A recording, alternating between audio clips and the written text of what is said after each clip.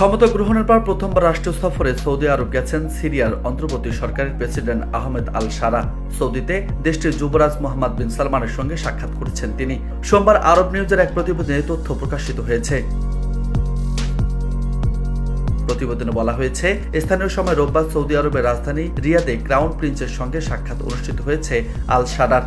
তাদের এই সাক্ষাৎকে বেশ গুরুত্বপূর্ণ বলে বিবেচনা করছেন সংশ্লিষ্টরা। বিশ্লেষকরা বলছেন, দুই নেতার এই সাক্ষাৎ উভয় দেশের মধ্যকার সম্পর্ক ব্যাপকভাবে প্রভাবিত করবে এবং সিরিয়া পুনর্গঠনে ইতিবাচক পরিবর্তন ঘটাবে।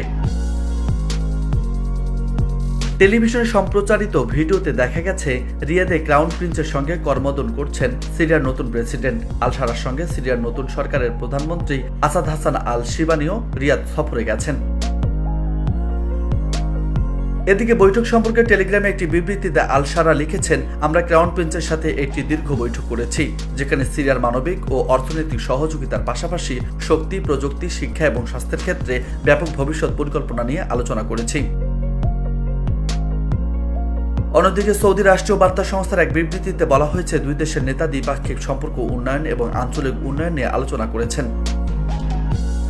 নিউজ ডেস্ক, বার্তা 24।